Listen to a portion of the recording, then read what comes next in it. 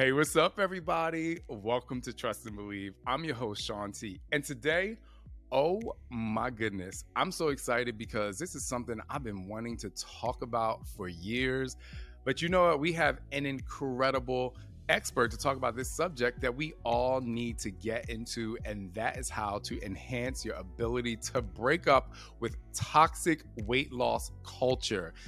You already know, I think that it's not about the scale, it's about the baggage you carry in your life. And my girl, Katie Bramlett, is about to slay the game and let you guys know how you can move forward in your life and think better of your life without having the scale determine your mood. Katie Bramlett started Reshape with the intention of advocating for women to stop focusing on the number on the scale and instead put their energy and efforts towards a more meaningful intention, such as movement, rest, and a deeper connection with self. Her entire company is rooted in intention, movement, community, and beliefs.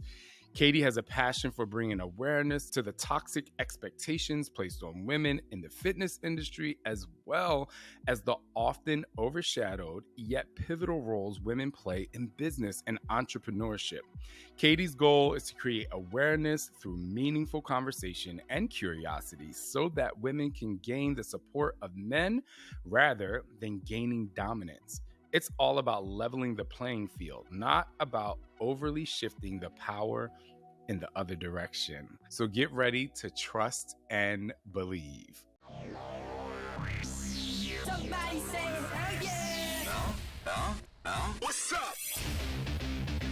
He's better than Oprah. Come on, y'all. This is Shaun T, and it's time to trust and believe.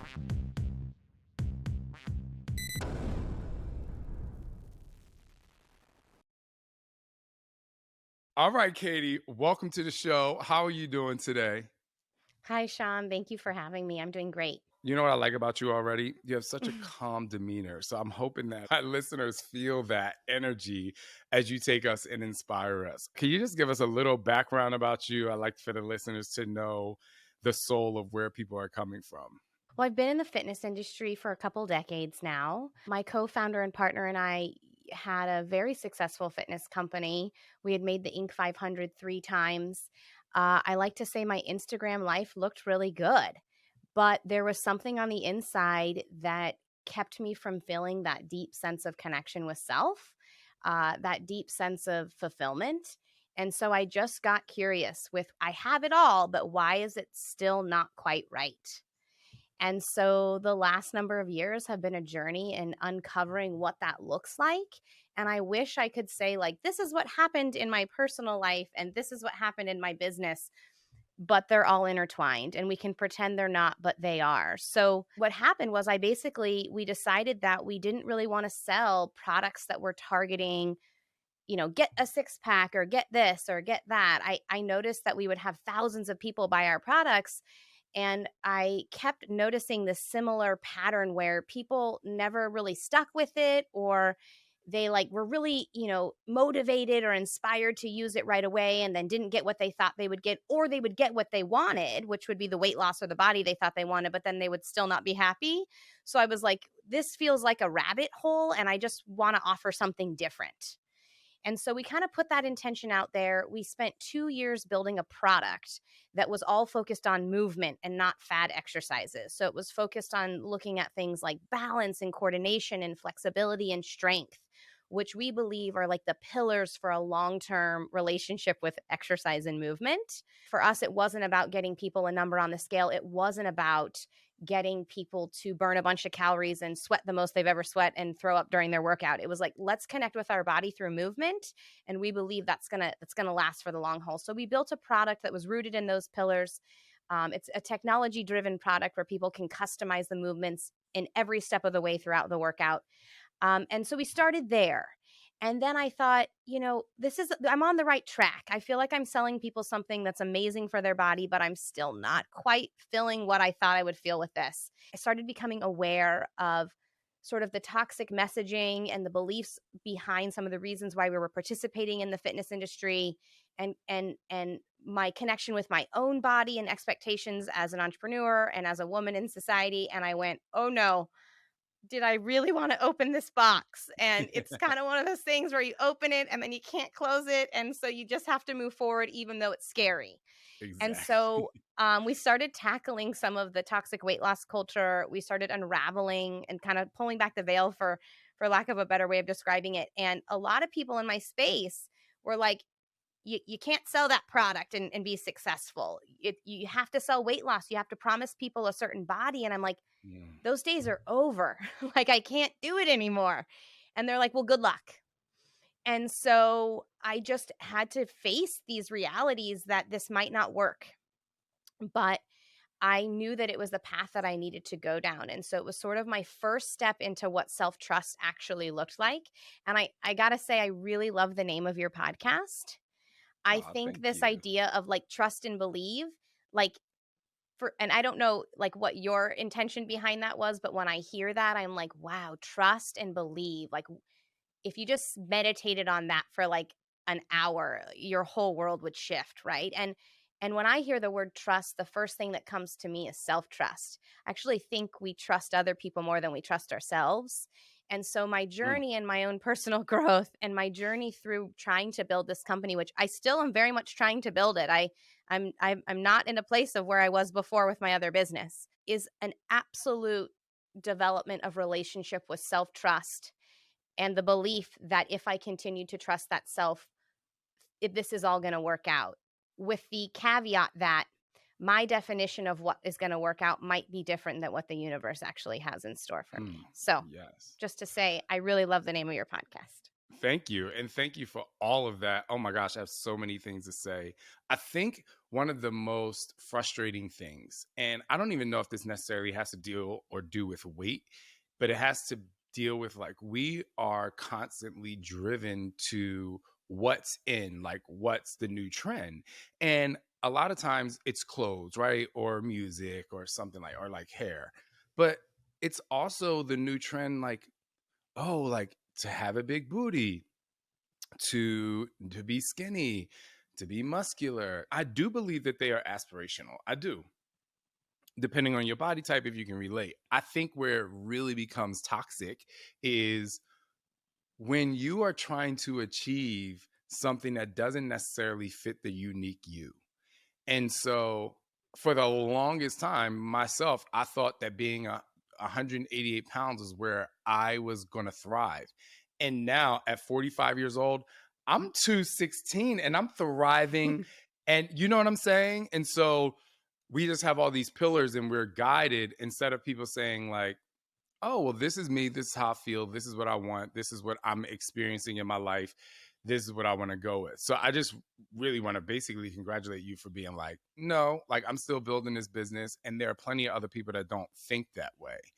My question is, how do you feel about this? Is like so random, but you know how like there's a different body types, like the mesomorph and like all these things. Like, how do you talk to people about the mental way to deal with things, because then they're still placing themselves in like, this is how my body is shaped, so this is what I need to eat, this is how my body is shaped, so this is how I need to train. How do you tackle those type of things that kind of goes beyond the weight?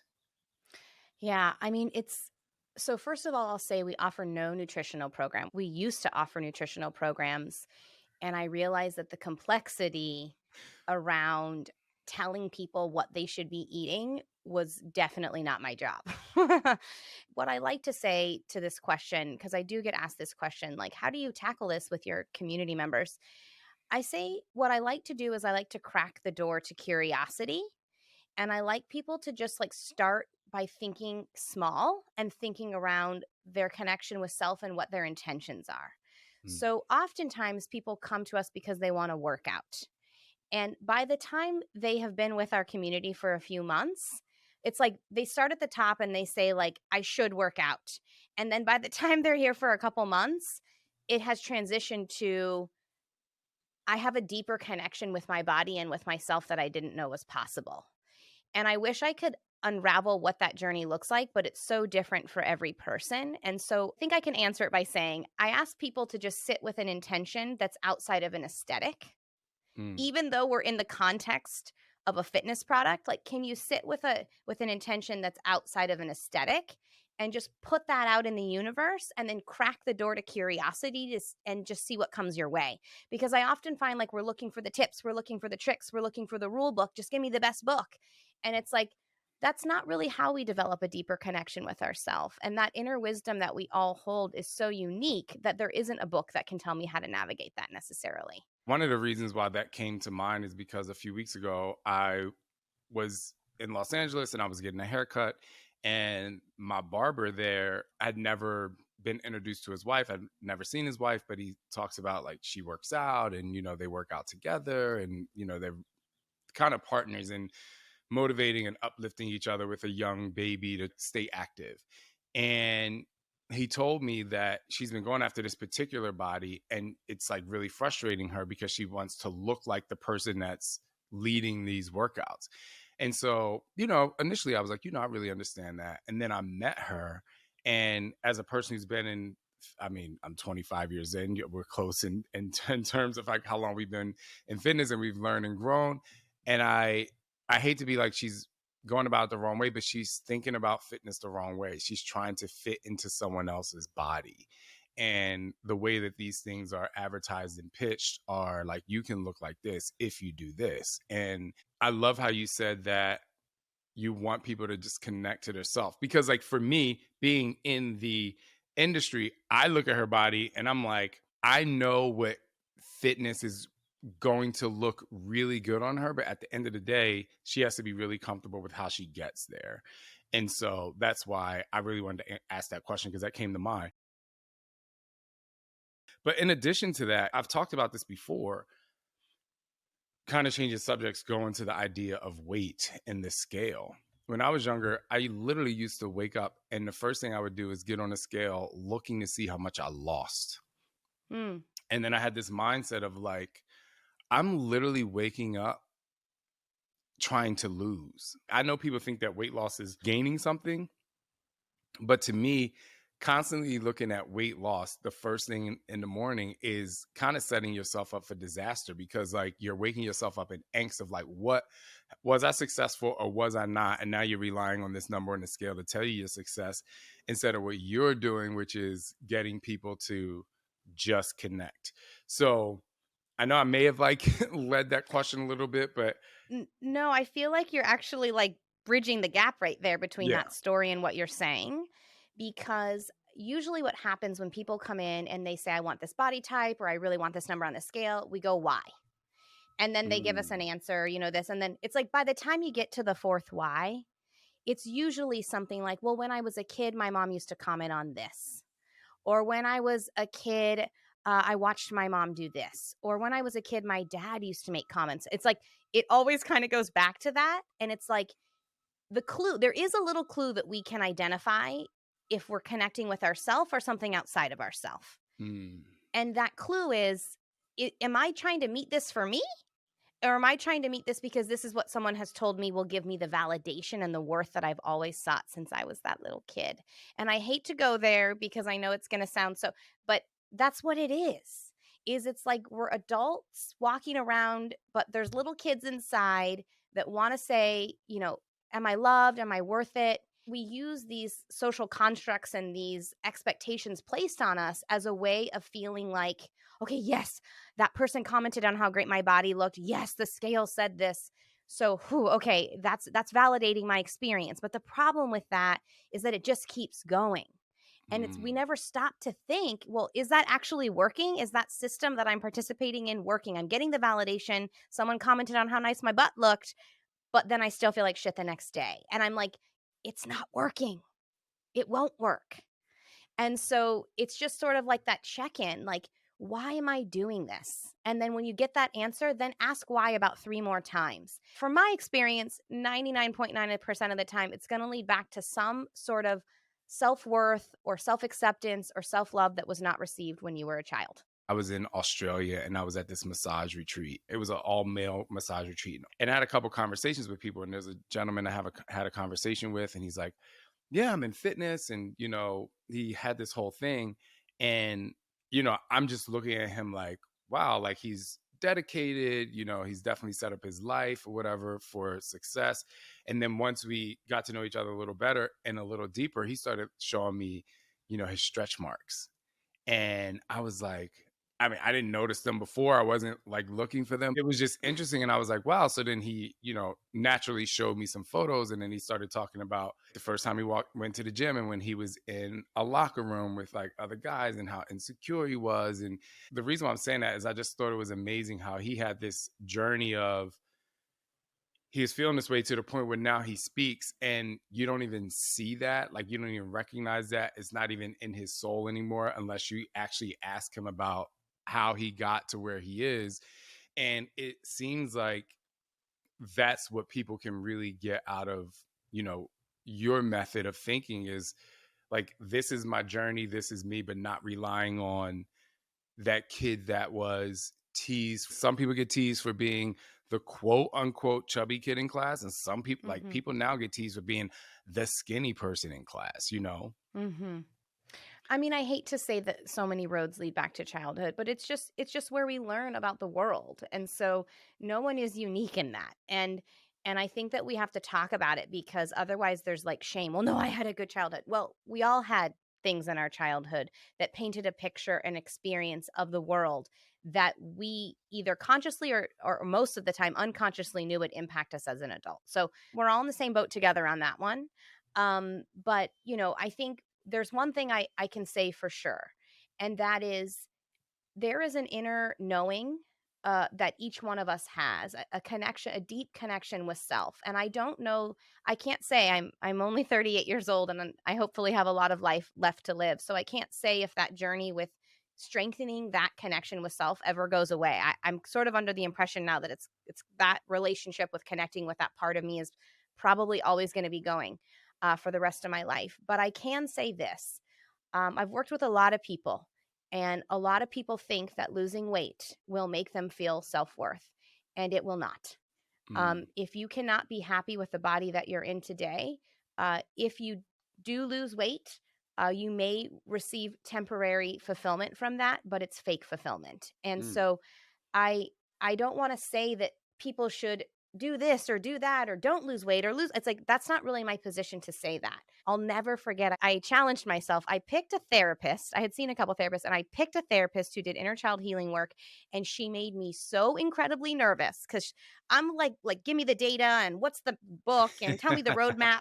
And she was like, I want to connect with the inner little Katie. I'm like, you freak me out. And I said, that's your clue. You have to go with this person because she really scares you and she has something to teach you. So I'll never forget, I had a session with her one time and she looked at me and she said, you know that you don't have to do anything in this world, Katie, to feel worthy, right? And I said, well, that's not true. I mean, like, that can't be possible. Like, I have to be a good mom. I have to be a good citizen. I have to have, she's like, you don't have to do anything to be worthy right now. And I went, are you sure? And it's like, I'm still trying to understand that. But that's what I'm talking about when I say we think that the number on the scale or the body that we have or the exercise program or the diet or the this, it's all fake fulfillment. And I think that the most meaningful thing that we can do is set an intention to connect with ourself in a deeper way and crack that door to curiosity. I want to talk about the difference between living in the construct of vanity and turning that into confidence, because I'm gonna keep it very real. I'm gay, and when I go to these to the pools and like all this stuff the guys have on their speedos, they might as well have vanity mirrors all over the pool, right? Yeah. And I'm sure you've seen that, like if you go to Miami, you go anywhere, like everybody's like, oh, and everyone wants to get ready for the beach. So what is the difference between wanting to be confident but like over obsessing and like living in that construct of vanity? How do you kind of manage that with people's mindsets? I know that's a really tough question. That's a big one. You have it. I know you have it. I knew you were going to today, so I'm like, I can do this. We can do this. We're human beings. It feels good to feel good in our body. And what I'm saying is, when you have a really deep sense of self and relationship with self, you glow differently, regardless of what that body looks like. And people feel that. We can't articulate it. We can't give us data points as to why. people feel that energy. And to me, that is true confidence. That is authentic power. And so the shell that it comes in, it's irrelevant because it's an inner knowing and inner feeling of you that shines through. And here's the thing that I always worry about, because if we attach to, like, if I have to have this body so that people are giving me the validation so that I can fit in, so that I can meet all these standards, we are literally relying on our self-worth from something outside of us. Well, what happens when you're 80 years old? You just going to have a miserable last part of your life? Because guess what? You're not going to fit in that standard forever Nope.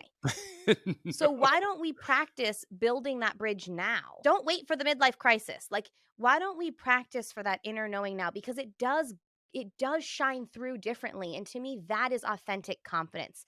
Confidence because my body looks good and people are praising me. Sure, it's fun. It is what it is, but it's not real confidence to me. Yeah. I love how you said that. I remember when I came out with hip hop apps, because that was my first workout program. And I would be walking down the streets and people would be like, "Oh my gosh, can you lift up your shirt?" And I wanted, like, it was just like, because that was the product. And obviously at first it was like, "Oh, people know who I am." But then I was like, it started to get annoying because I just remember saying, I'm not going to look like this at 80 years old. So, and that's when my mindset, like, that's where conquer your mind, transform your life started to come in, because I'm just like, when I created Insanity, it became a more dig deeper mentality, because, and then it progressed over the years where I'm like, it's not about the weight, it's about the baggage you carry in your life. And in addition to that, when we talk about vanity, or more and more when we talk about where confidence comes from, yo, i I can go to a pool and, like, there would be people that are like checking out, for lack of a better way, people like me who have like a six pack or whatever. But sometimes I be checking out the people who don't, because they do walk around with confidence, they do have that sex appeal. I'm with my husband, I'm like, see, that person's fly, because they're like living, and so I wish that people could really attach to where they are right now, the natural body that they have, like you say, the way they move. I really wish people could attach to that inner self, like you say, like, this is my confidence, right now. And absolutely, absolutely strive to get the six pack and eat really healthy and get strong and get the muscles. Like, absolutely, absolutely do that if you desire to do that. But the desire to do that because of outside, you know, sources is not the healthiest way to have long-term confidence. So I love how you go with that as well. I mean, I feel like we have to acknowledge the whole human being. I'm not saying like throw the baby out with the bathwater here. We're humans. Oh my God, my husband says that all the time. That's so funny. Does he? Yeah. I'm not saying do that, but I do try to acknowledge those parts of myself. So if someone gives me a compliment, I'm so grateful for that compliment if it's on a physical feature or something. And then I tell myself, wow, your ego really liked that. Not as a way to judge myself, not as a way to just to acknowledge that that's part of being a human. My ego is there. It wants to protect me. It likes that kind of validation. But Love if that. somebody comes to me and says, Katie, you are such a kind person. Like, I see how you really show up for other people and you are so vulnerable and you are so compassionate. Wow, that is gonna feel a lot different than thank you, for the compliment on my, hair. Like, it feels so different. And so, Mhm. not that we shouldn't, appreciate the other compliments. I just acknowledge that what part of my being is that getting aimed towards. It's getting my ego likes it, but Yeah. it's not sustainable long term in terms of connecting with that part of yourself that I'm talking about. That also takes me to the true connection between happiness and self-love. What you're teaching us today and what you're driving toward is like that connection. And we hear all the time, love yourself, love yourself, love yourself. With your method, how do you really bridge the gap between like having self-love, or the connection between happiness and self-love? Because there's the bridge that people need to connect with that. Well, I think before I can answer that, I have to talk about the word happiness. Oh, yes. I think that word has taken us astray. Life isn't always happy. And so the word that I'm trying, it's like when people ask, like, what do you want for your kids? Right? I have a 10-year-old and a 5-year-old. I used to say, well, I want them to be happy. I don't have that same answer anymore.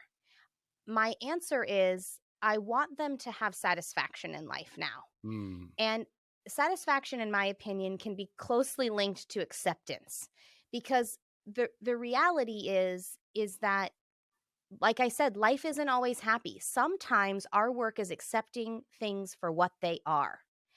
And I think that if we can, focus more on like, how do I feel that sort of contentment or satisfaction?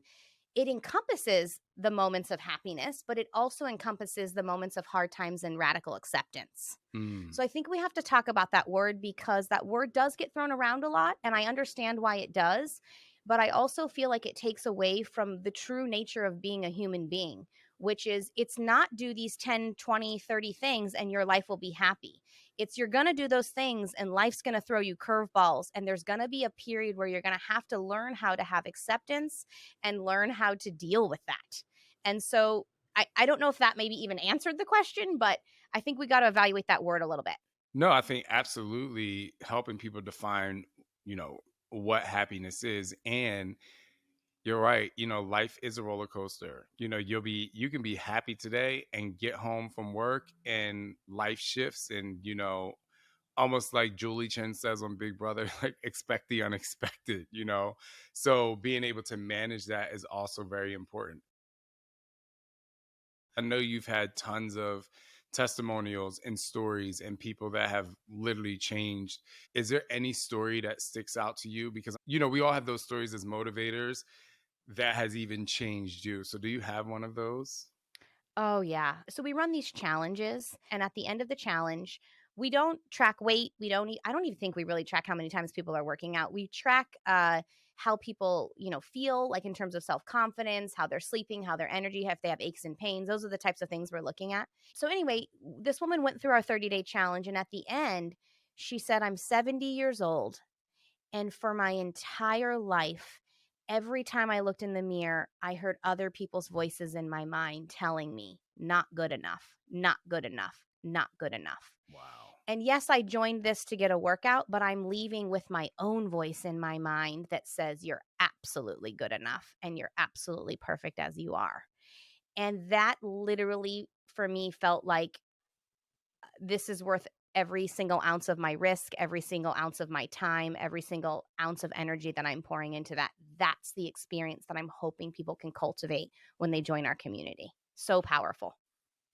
I think it's really important, and I know you obviously believe this too. It's just that, there are people who also believe that transformation happens overnight, or they think they can do one 30-day challenge, or they think they can do one round of insanity, and they're going to look like or feel like the testimonial, and it's just not true.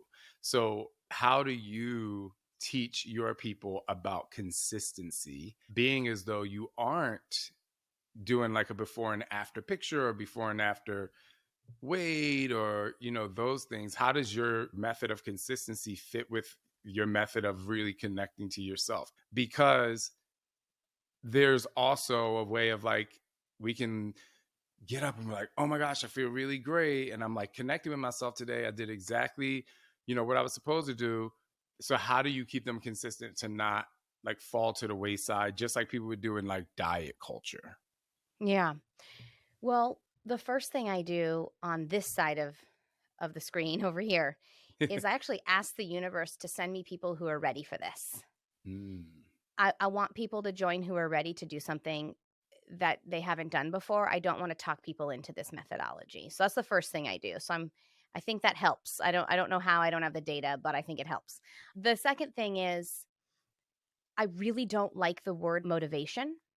So Hmm. like I said, I've been in the fitness industry for 2 decades now, and I used to believe if I just motivated myself enough, I would be consistent with my workouts. And I'll admit, I'm in the fitness industry, and up until 3 years ago, I hated exercise.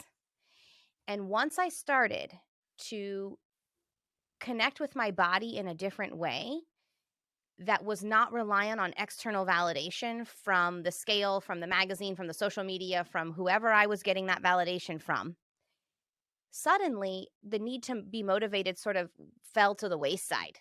And I just sort of wanted to move my body. Mm. And it was like the more that we can, I keep saying this, and I'm so sorry that I'm a broken record, but the more that we can figure out a way to connect with that self, the more you actually want to take care of that body, the more you want to take care of that self, and you actually don't need to be motivated. So I tell people when you come in, do what you can. And if you miss a workout, the first thing you're going to do is you're going to say, I missed my workout, and you're going to have a ton of inner critic and you're going to have a ton of judgment. And that judgment will not get you to do another workout. We Mm. think it will. We think if we're just mean enough to ourselves, we'll do the next thing and we'll be consistent. Try something different. Try saying, you know what? You've been working really hard, and that's okay. We do these community calls every day where people pop on Zoom with us. A woman came in, she had her camera off, and she didn't really want to talk, which is fine. Lots of people just joined to listen. And then she finally did talk, and she turned her camera on. She's like, well, I didn't really want to come because I haven't done a workout in 2 weeks. And I said, so you're telling me you're a human and that life gets crazy and that you can't do your workout? I said, sitting in that critical voice will not get you to do more workouts. And so I think that shift in attitude inadvertently creates a shift in how we show up and create that consistency. Even through exercise, like today I was lifting weights and I love it.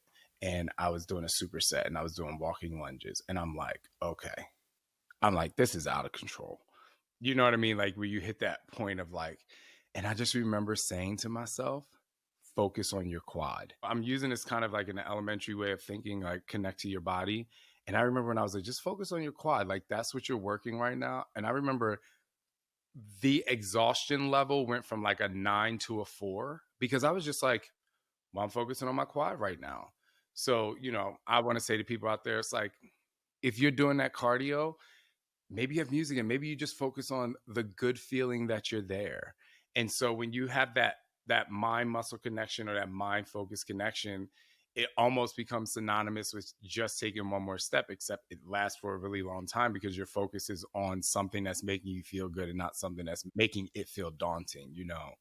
Absolutely. I think we just think that we're going to criticize ourselves into doing it's like if you're really rude to someone or mean to someone, they're not going to do what you want them to do. Why do we think anything different of ourselves? Yeah, exactly. That's great. It's funny. I usually ask people to define trust and believe, but you did it so early in the show. I was like, yes, I just believe that people constantly look on the outside for validation or for confidence or for growth. And I also believe that we can all use therapy because of things that's happened in our childhood. And you were talking about children. We have 2 5-year-olds, not a 10 and a 5. I'm like, kudos to you. That's 5 years apart. Obviously, we want our kids to be as happy as possible. But for me, I want my kids to feel free.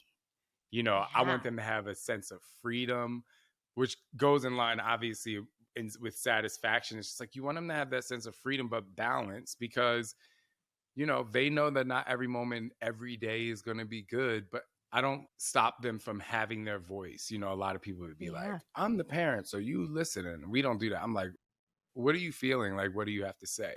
And I just believe that whether it's your kid or yourself, being able to connect to yourself, not even relying necessarily on your parents, which obviously help, or like friends or, a stranger, like building that trust within yourself while all the other stuff is great is kind of the best way. And it does help you continue to believe in yourself. So I have a question. How do people, because there will be some people who really want to take that deeper step toward connecting to themselves to maybe enhance their fitness, to maybe find consistency, to maybe just find another way that's not necessarily working for them by getting up and focusing on their workout or getting up and focusing on their nutrition. So how do they find you in your groups?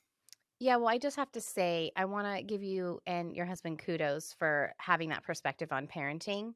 Not Oh, many people thanks. do. They really believe that they're the authority, and through the use of power and control, they Oh, will somehow get the children that they want. And the truth is, when our children only rely on their parents' opinion of self, what happens when the parents aren't there? That's my question. So I just want to yeah. say thank you for doing that. I think that those are the steps that actually create a better world, is how we're actually waking up and consciously parenting the future generation. So I just want to give you kudos for that. Oh, well, thank you. I appreciate that very Yeah. much. Hey, I mean, I definitely Um appreciate it from a parent that has an older child that really focuses on the mental side of things because, as you know, parenting is hard. So thank you, thank you, thank you.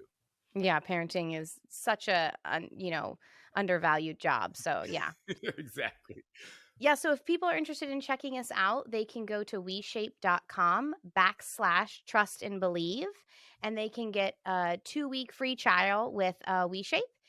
You can also check us out on all social platforms. We have 2 social accounts. We have an at WeShape, which is all movement related content. And then we have an at WeShape podcast, which focuses on our podcast and all the content, around the psychological and social side of this. So we hope to, have some of our communities cross over.